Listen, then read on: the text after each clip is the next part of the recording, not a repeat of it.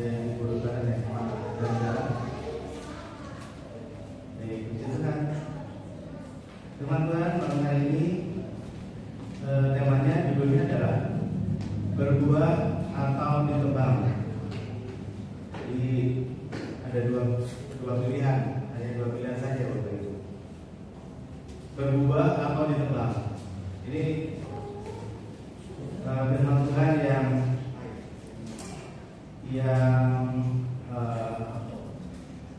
nggak ada pilihan. Pokoknya kalau kita nggak berbuah ya ditebang, itu aja. Makanya kita harus pelajari ini dan mari kita sama-sama berbuah. Tujuan kita buka di dalam Lukas pasal 3 ayat 9. Lukas pasal 3 ayat 9.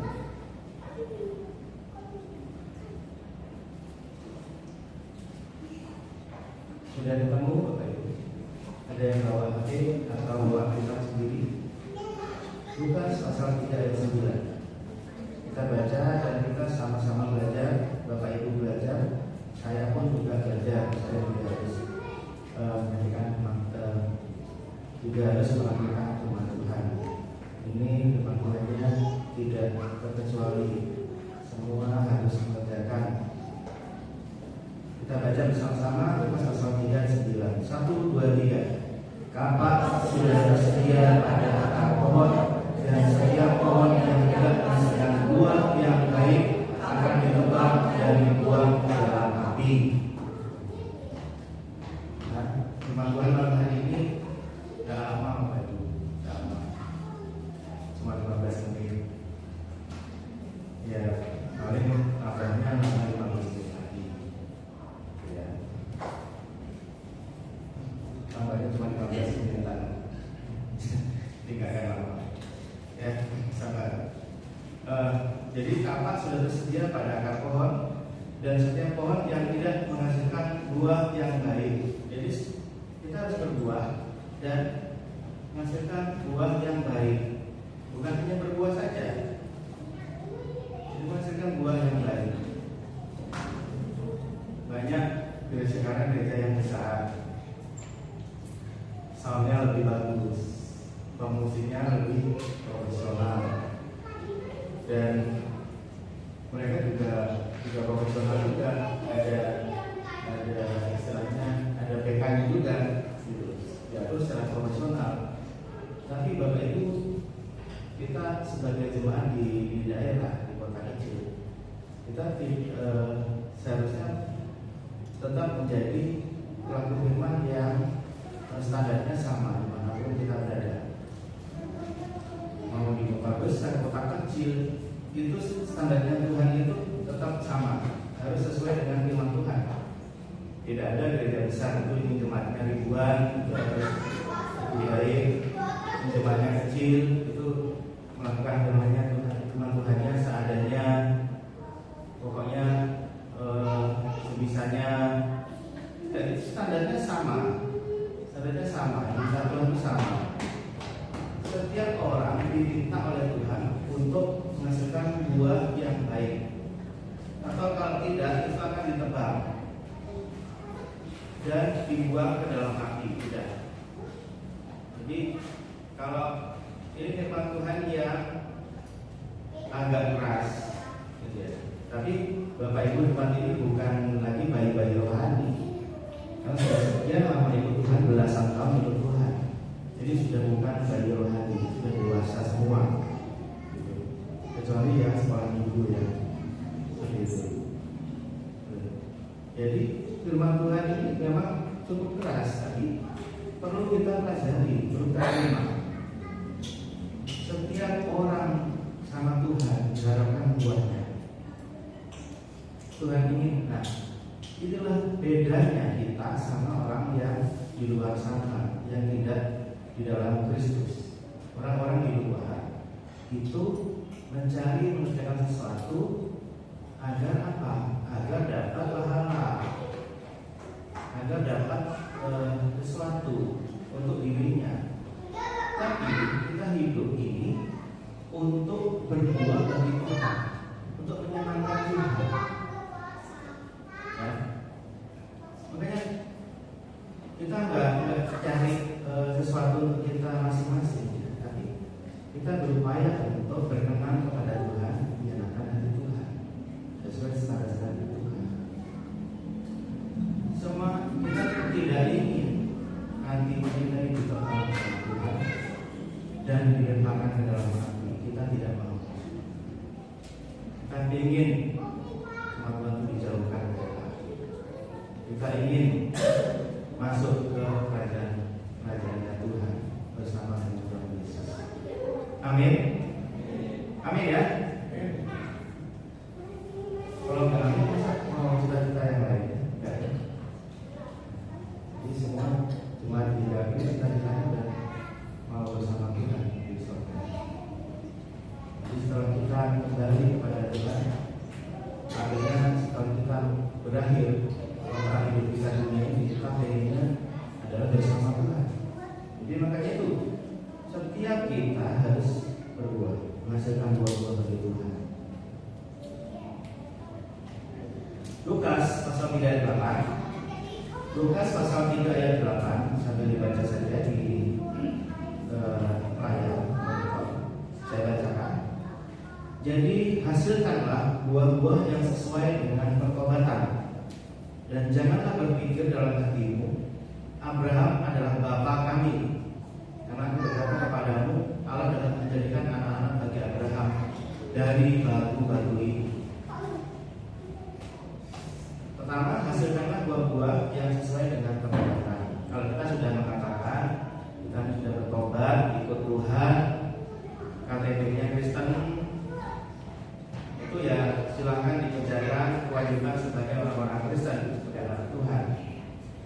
Ke gereja, ya, apalagi baca firman, ya, apalagi doa, ya, apalagi lakukan.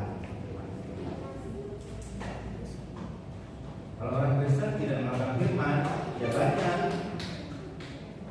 namanya Alkitab, tapi dia ada di Metro TV, misalnya pakai rompi baju kuning, tersangka korupsi,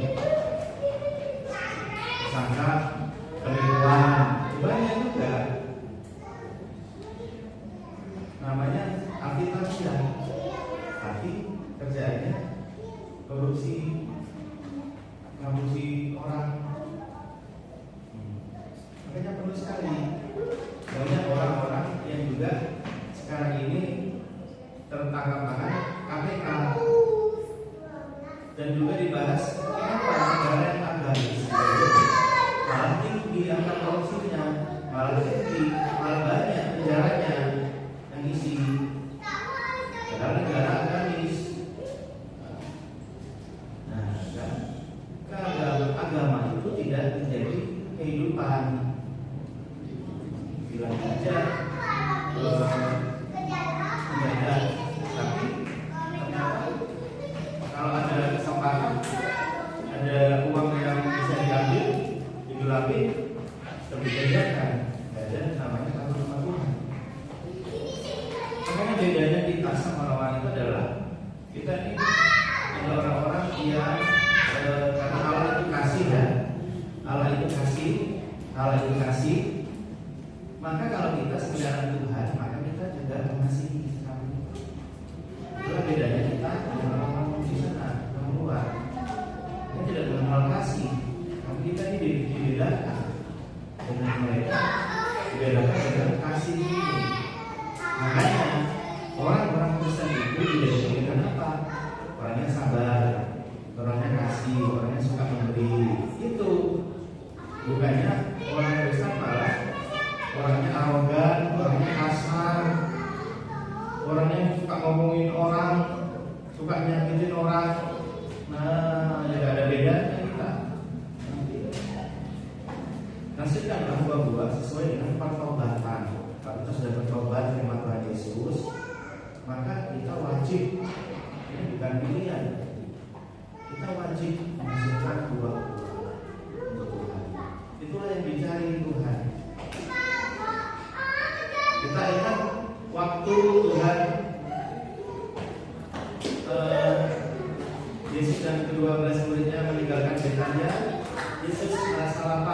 dalam Markus pasal 11 ayat 12 sampai 14 kita baca. Saya baca aja. Markus pasal 11 ayat 12 sampai 14. Saya bacakan. Keesokan harinya sesudah Yesus dan 12 muridnya meninggalkan Betania, Yesus merasa lapar. Dan dari jauh ia melihat pohon ara yang sudah berdaun. Ia mendekatinya untuk melihat kalau ia mendapat apa-apa pada pohon itu. Tetapi waktu ia tiba di situ, ia tidak mendapat apa-apa selain daun-daun saja, sebab memang bukan musim buah ara. Maka katanya kepada pohon itu, jangan lagi seorang pun makan buahmu selama-lamanya. Dan murid-muridnya pun mendengarnya. Ini Tuhan mencari sesuatu pada pohon ara, mencari buah ara, tapi nggak dapat sesuatu di situ. Saya cek di situs yang menerangkan tentang kitab ini, ada bahasa Ibrani di situ dan sebagainya. Di sini fakta-fakta yang berkaitan dengan pohon ara ialah sebagai berikut. Menjelang akhir Maret daun-daun mulai bersemi, dan dalam waktu kira-kira 1 minggu penuhlah pohon itu dengan daun. Kalau daunnya penuh, itu ya pohon ara itu. Bersama dengan ini, atau bahkan kadang-kadang lebih awal, muncullah kuntung-kuntung buah yang kecil. Jadi daun ada buahnya, yang kuntung-kuntung buah itu.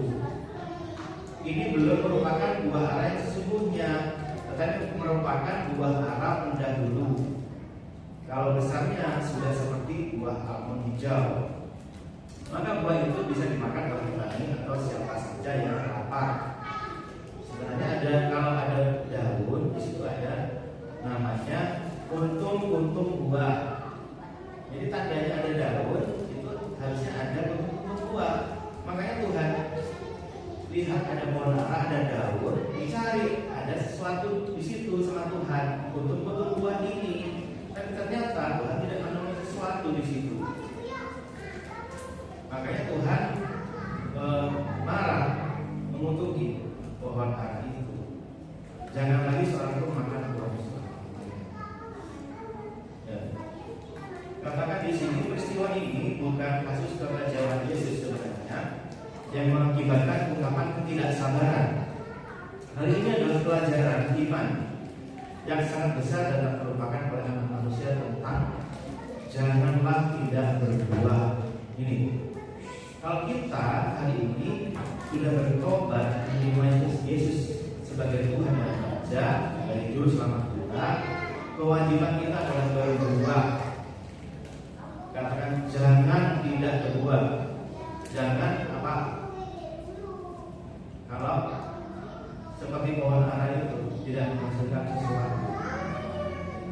Kita bukan pohon yang manut sama pemilik yang nyiramin kasih pupuk, Bapak Ibu. Kita ini ada kesempatan untuk berbuah sejati. Tergantung kita mau atau enggak. Tergantung kita kembali kepada kita. Apakah kita rindu untuk memberikan buah bagi Tuhan? Nah, buah-buah pertobatan, katakan buah pertobatan. Dan janganlah berpikir dalam hatimu Abraham adalah bapa kami. Di Lukas pasal 3 ayat 8 ya. Janganlah berpikir dalam hatimu Abraham adalah bapa kami. Kadang alasan-alasan seperti ini dipakai oleh umat bangsa Yahudi waktu itu, mengatakan bahwa dia keturunan Abraham. Dia merasa bahwa keturunan Abraham sebagai bapak biologisnya dari bangsa Israel, dan merasa dia sudah otomatis selamat gitu. Nah, jangan sampai itu terjadi pada anak-anak Tuhan, orang-orang Kristen mengatakan bahwa apa alasannya? Saya ini sudah Kristen sejak lahir. Saya ini selalu ke gereja. Maka saya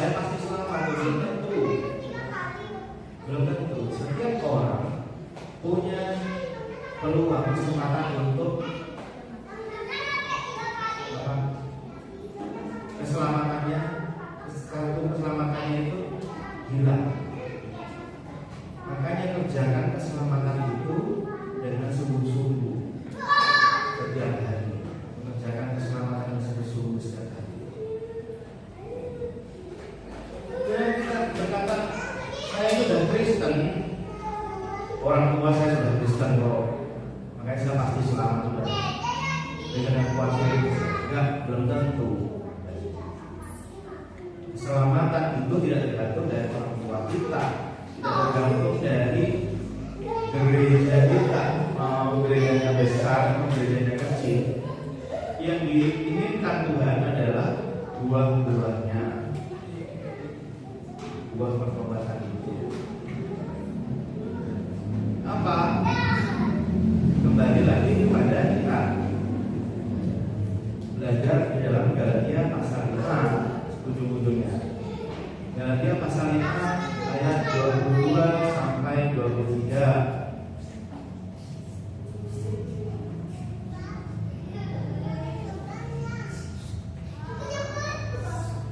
Galatia pasal 5 ayat 22 sampai 23. Tetapi buah roh ialah kasih, sukacita, damai sejahtera, kesabaran, kemurahan, kebaikan, kesetiaan, kelemah lembutan, penguasaan diri. Itu harus dan wajib kita kerjakan setiap hari. Apa? Kasih, mengasihi sesama. Kasih itu bicara tentang keampunan, belas kasihan, sukacita. Makanya sukacita anak-anak Tuhan ini harusnya beda sama orang-orang yang di luar Tuhan. Jadi apa? Sukacita, wajahnya happy. Kalau burung dicek, udah doa pagi belum? Udah baca firman belum? Kalau kita sukacita, itu artinya apa? Hatinya ini selalu ada harapan yang baru, dan itu tidak dipengaruhi apapun. Mau dia ada duit, mau belum ada duit, ada berkat, belum ada berkat, tetap sukacita, happy, joy, sukacita. Itu bedanya kita dengan orang-orang yang di luar Tuhan. Ada sukacita, dan sukacita itu tidak bisa dibeli dengan uang. Sukacita itu lahir dari hati, dari dalam, dari inside. Sukacita itu lahir waktu kita berlama-lama dalam Tuhan, berdoa. Kalau doanya, Bapak Ibu, doanya masih 5 menit, doa paginya disarankan untuk menambah jadi 15 menit. Kalau masih 15 menit, ditambah lagi jadi 30 menit. Jangan cukup hanya berdoa di permukaan, Bapak Ibu, tapi harus di dalam hati. Karena beda. Jadi kalau kita semakin punya waktu yang panjang dengan Tuhan, itu ada kesabaran, ada sukacita yang bisa untuk kita gunakan menghadapi ujian sepanjang hari proses.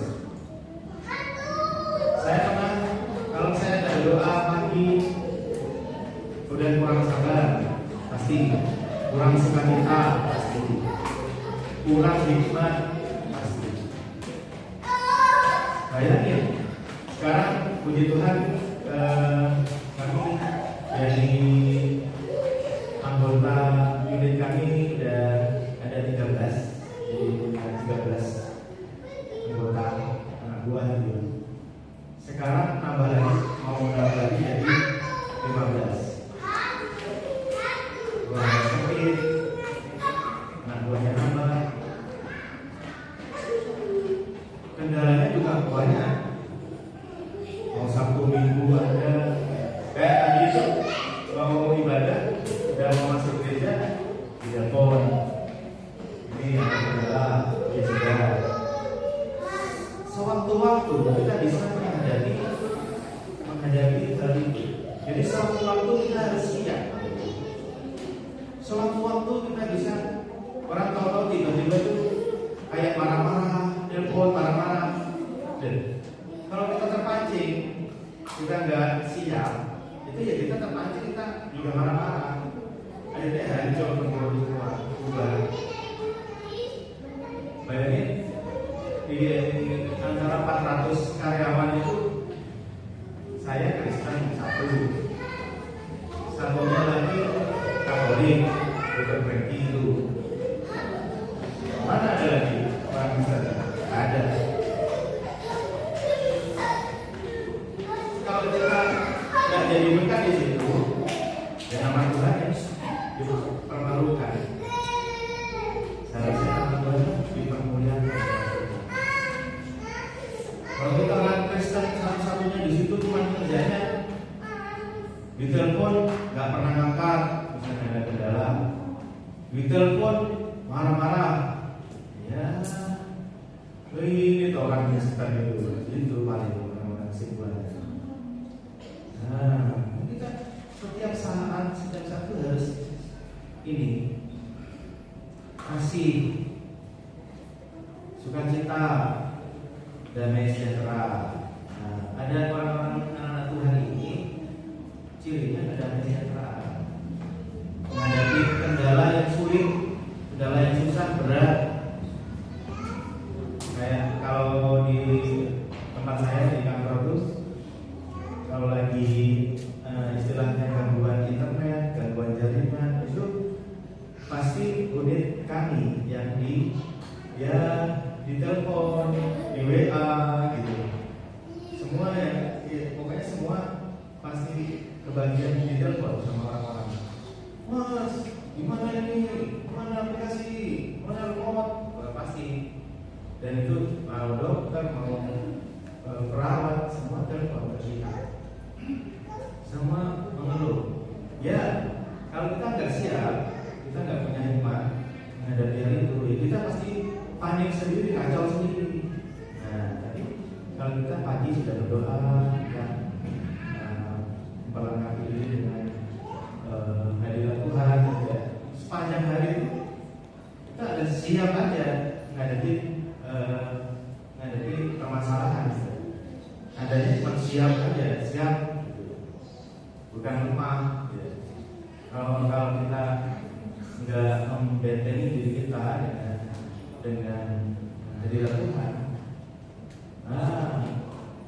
emosinya labil, emosinya kacau, dan gitu.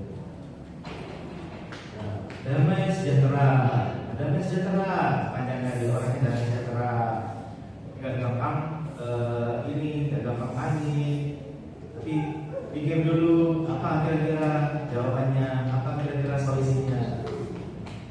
Sebelum berpikir, sebelum ngomong, ya pikir dulu. Terus kesabaran. Nah, orang-orang Kristen itu ya, ini firman Tuhannya harus sabar. Kalau orang Kristen yang nggak sabaran, itu sebenarnya bukan karena dia punya darah tinggi, bukan. Kenapa? Puji Tuhan, saya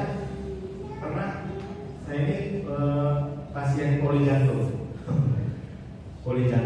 ke spesialis jantung, harusnya kontrol setiap bulan. Itu saya pernah tensinya tuh 220.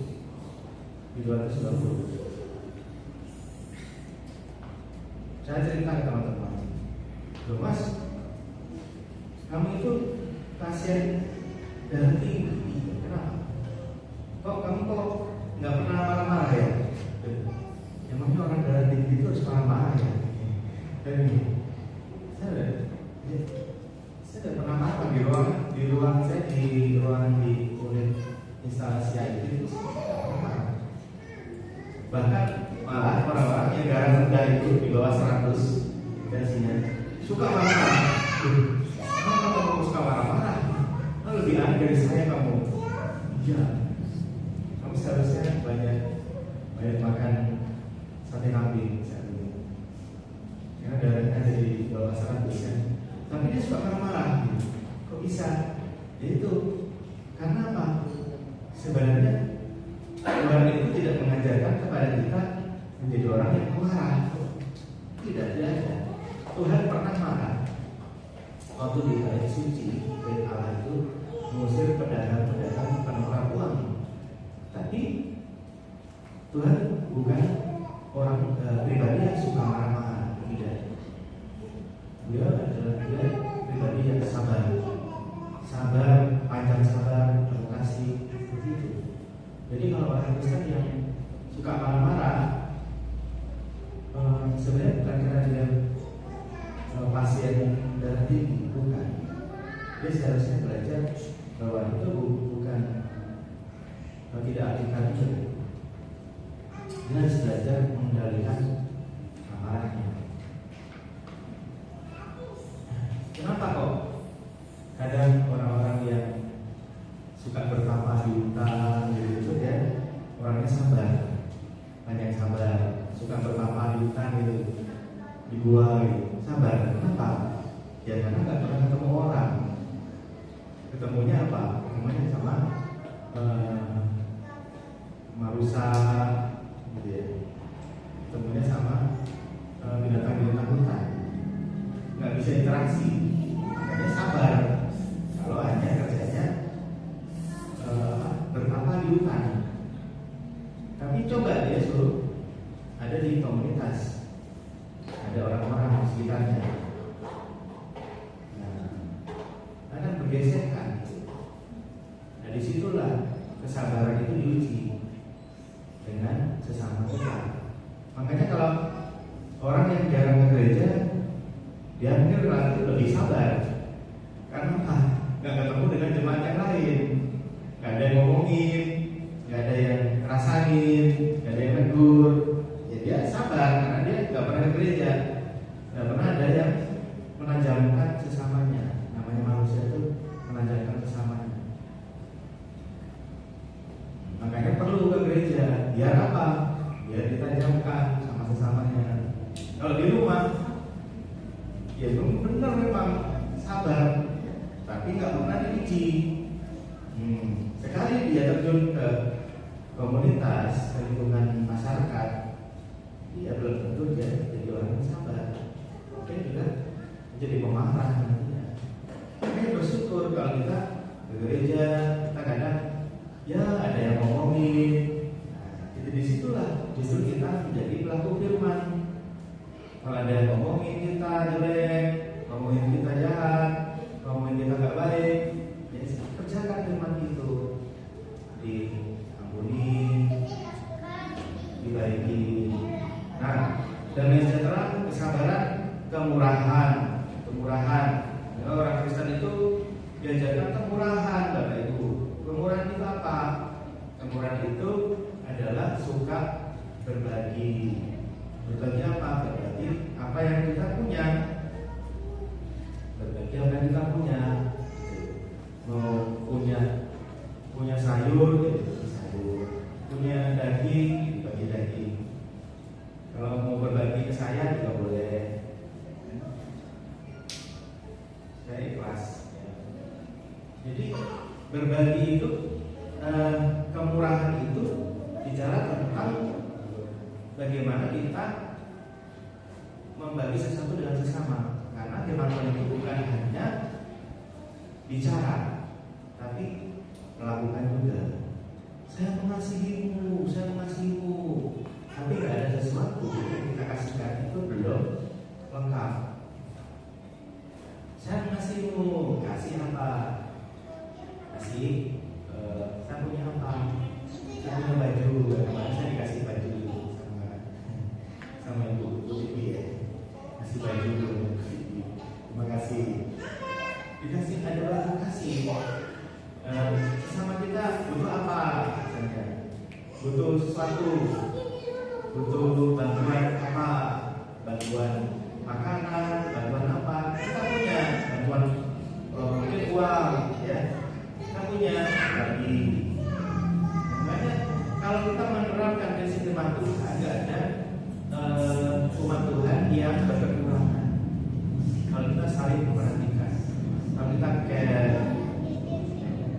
saling perhatikan, oh sebelahku, kiri kananku butuh apa, sebelahku kiri kananku butuh apa, butuh transport, nah yuk kita bantuin.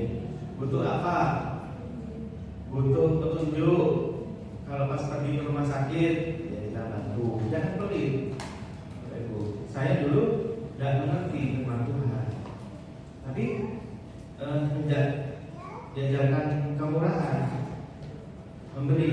Nah, memberi apalagi terutama kepada orang yang miskin. Nah, Tuhan juga mencintai, mengasihi orang-orang miskin. Nah, kasih orang-orang miskin. Kita dapat berkat apa? Pas kita gajian, pas kita dapat insentif, dapat berkat itu. Belajar kita menabur. Itu. Ini kan efektif sekali. Makanya ini buah roh itu sangat indah. Buah roh itu diinginkan Tuhan. Buah roh itu apa? Dicari oleh Tuhan. Dicari dari apa? Dari sejak kita ini. Saya Afan, nanti dicari sama Tuhan. Udah berbuah apa? Jangan cuma ngomong aja. Sudah berbagi belum sama sesama dengan sesamanya? Apakah Afan itu orangnya pelit? Nah, nanti dicari sama Tuhan buahnya. Waktu kita ngasih berbagi dengan sesama, ada buah itu tumbuh. Buah apa? Kemurahan. Ini. Terus apa? Kebaikan itu melakukan banyak hal kebaikan kepada sesama, menolong. Makanya apa yang kita miliki yang bisa kita bagi, ya silakan kita bagi kepada sesama. Lalu apa? Kelemah lembutan. Nah, kelemah lembutan bukan jadi kayak orang-orang yang orang-orang Solo yang lemah lembut mulai tidak.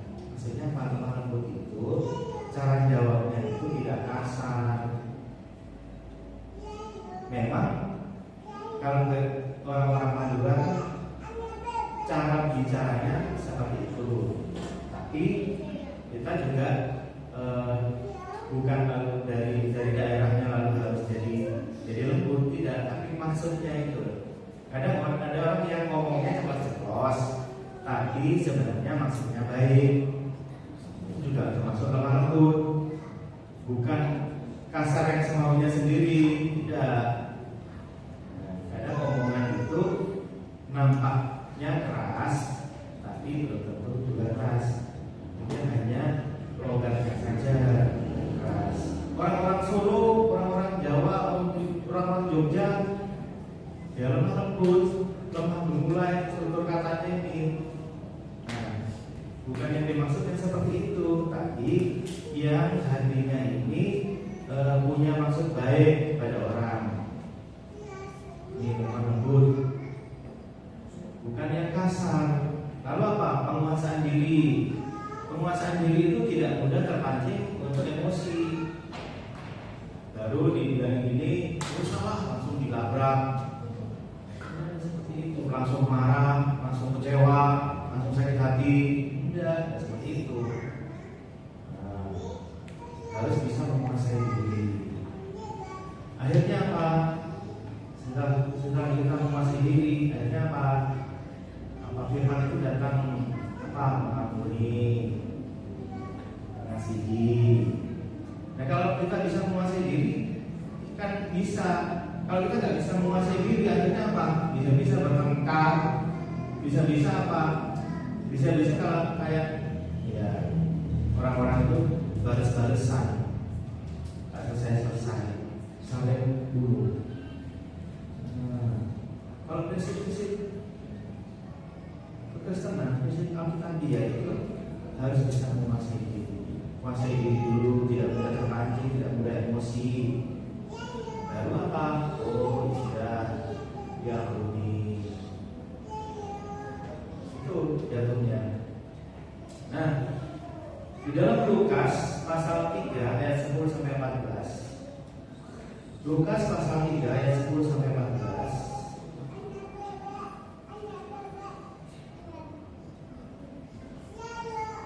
Kan waktu itu dikatakan kapak sudah tersedia pada akar pohon, dan setiap pohon yang tidak menghasilkan buah yang baik akan ditebang dan dibuang ke dalam api.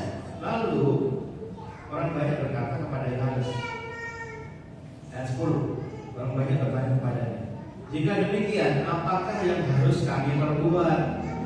Nah, orang lalu bertanya tentang hal itu, supaya tidak ditebang dan dibuang ke dalam api. Lalu Yohanes menjawab, jawabnya, barang siapa mempunyai 2 helai baju, hendaklah dia membaginya dengan yang tidak punya. Itu kan dia mengajarkan apa? Itu kemurahan, kebaikan. Oh, punya 2 helai baju dibagi dengan yang tidak punya. Ada yang tidak punya baju, perhatikan, kasih. Nah, itu yang diajarkan Tuhan. Bukan saudaranya nggak punya baju, kita malah beli satu buat sendiri. Ya, saudara udah pakai baju. Tidak seperti itu. Dibagi. Makanya, barang siapa mempunyai makanan, hendaklah ia juga berbuat demikian. Nah, punya makanan. Nah, ini Alkitabiah. Kalau berbagi makanan dengan tetangga, dengan teman-teman, dengan hamba Tuhan, itu Alkitabiah. Berbagi makanan. Apalagi kalau saudara kita itu tidak mampu. Lalu ayat 12, ada datang juga pemungut cukai untuk dibaptis, dan mereka bertanya kepadanya, Guru, apakah yang harus kami perbuat? Ini pemungut cukai ini dalam Alkitab itu biasanya digambarkan sebagai contoh yang negatif, pemungut cukai ini. Mereka bertanya, mereka dibaptis dan bertanya, apakah harus kami perbuat? Jawab Yohanes, jangan menagih lebih banyak daripada yang telah ditentukan bagimu. Ya silakan kerjakan memungut cukai, tapi jangan menagih lebih banyak daripada yang telah ditentukan bagimu. Itu, maka kita lakukan ini tidak ada oknum-oknum yang mengambil namanya suap, namanya ngambil lebih.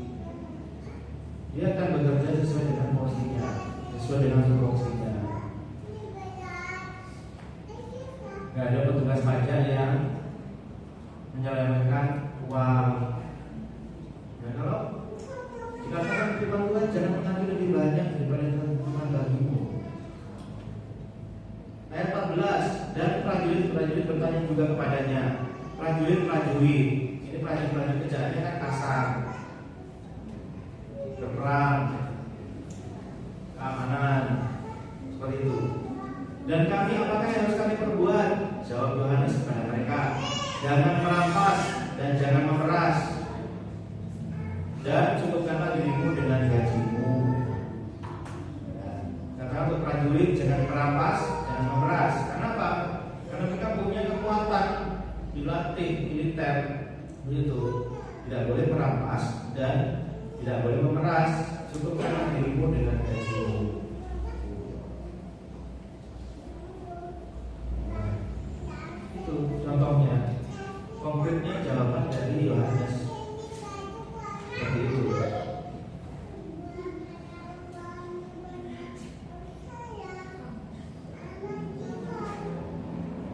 Jadi Bapak Ibu, suatu hari nanti Tuhan akan mencari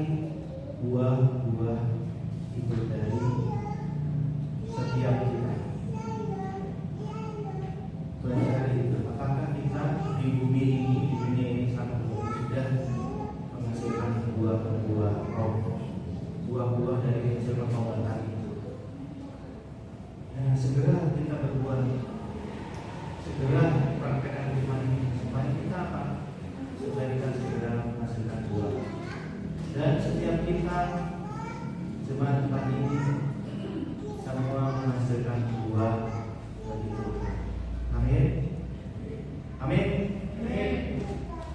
Nah, jangan sampai Tuhan tidak menemukan buah-buah yang baik pada kita. Kalau kita mau menghasilkan buah buat Tuhan, kita sama-sama menghasilkan buah yang baik buat Tuhan. Itulah nanti buah-buah yang menyenangkan hati Tuhan, buah-buah yang berkenan kepada Tuhan. Puji Tuhan, teman-teman, saya cukupkan. Saya percaya kita semua diberkati dengan firman ini. Mari kita berdoa.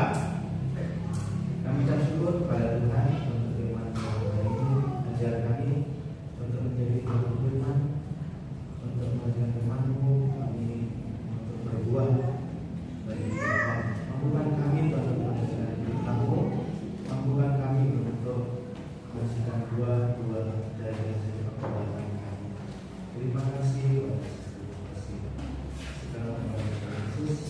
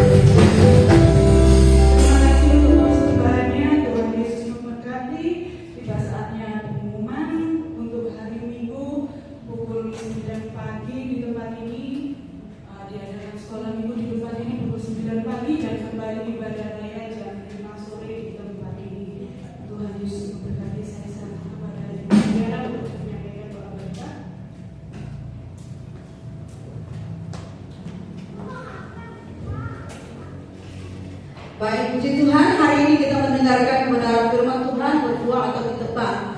Bapak Ibu Saudara, waktunya sudah sangat singkat untuk kita harus berbuah, ya, karena kalau enggak akan ditebang katanya. Dan berbuah ini bukan hal yang mudah, Bapak Ibu. Berbuah ini sangat sulit, dibutuhkan kekuatan daripada Roh Kudus. Caranya bagaimana supaya kita mendapatkan kekuatan Roh Kudus? Kita harus tertanam di dalam Tuhan. Kita harus melekat kepada Tuhan.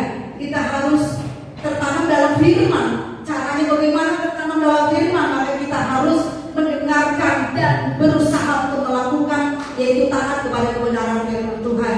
Barulah kita bisa menghasilkan buah. Pada hari-hari terakhir ini semakin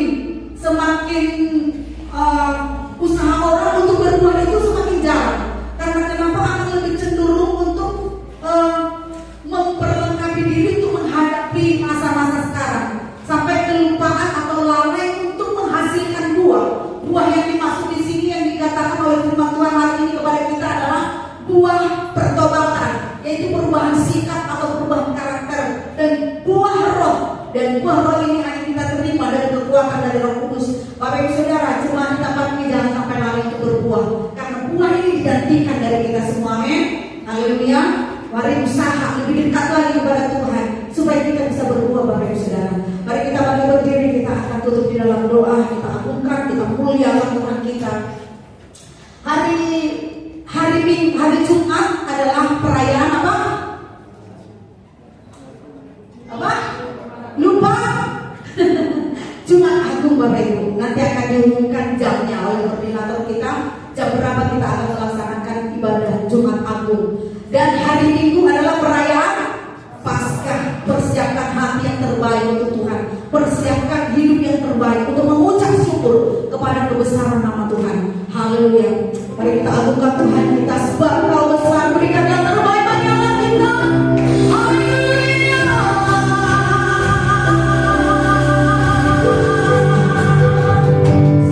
Bangga besar, perbuatan kuasa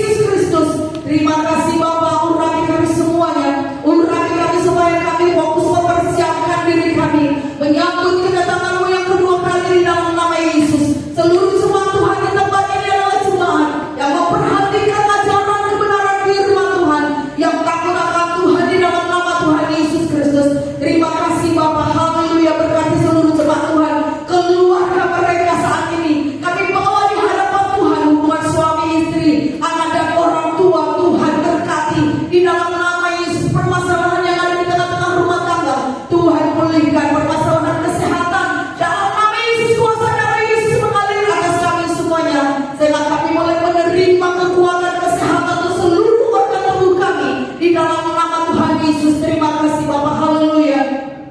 Terpujilah nama Tuhan kami, berkat anak-anakmu yang di bagian melayani hari ini. Tuhan urapi, Tuhan perlengkapi, Tuhan kuduskan di dalam nama Tuhan Yesus, supaya kami boleh lebih lagi mempersiapkan persembahan penyembahan kepada Raja di atas segala raja, yang maha agung dan yang maha mulia, di dalam nama Tuhan Yesus Kristus.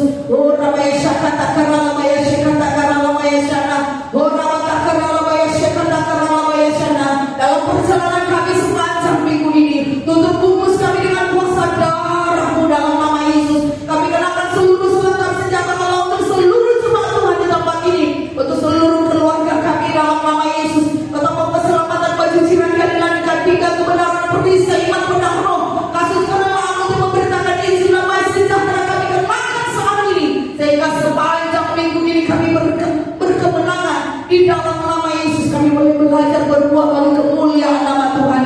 Terima kasih Bapa, haleluya. Kami berdoa untuk persiapan perayaan Jumat Agung dan Paskah. Urapi kami semua supaya kami boleh mempersiapkan yang terbaik untuk kemuliaan nama Tuhan. Sebagai ucapan syukur kami kepada Tuhan, kami mau memberikan hati kami, tenaga kami, waktu kami di dalam nama Tuhan Yesus untuk menyenangkan hati-Mu. Dan talenta yang Tuhan berikan kepada kami, kami mau persembahkan kepada-Mu di dalam nama Tuhan Yesus Kristus. Haleluya.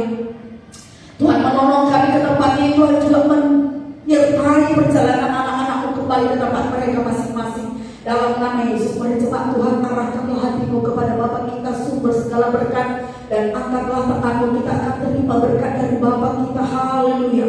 Orabaya syakata karalabaya syikarabata kasyana, herabata karalabaya syikarabaya syana. Dihalalnya semua musuh-musuhmu, disingkirkan semuanya musuh-musuhmu, dan dibuatnya kau hidup dalam kemenangan, dikuasainya akal pikiranmu, dan dipenuhi hatimu dengan damai dan sukacita. Diramasyakan karalabaya sana, dicurahkannya berkat baru atas hidupmu, sehingga apa yang kau kerjakan dibuatnya berhasil di dalam nama Tuhan Yesus. Dicelikannya matamu sehingga kau dapat melihat rencana Tuhan dalam kehidupanmu di dalam nama Tuhan Yesus Kristus. Dan diberkatinya kakimu untuk melangkah dan melakukan perbuatan baik bagi kebesaran nama Tuhan. Damai daripada Allah Bapa, cinta kasih dari Tuhan Yesus, dan persekutuan oleh Roh Kudus menyertai engkau dari sekarang sampai selama-lamanya. Tuhan Yesus memberkati. Amin.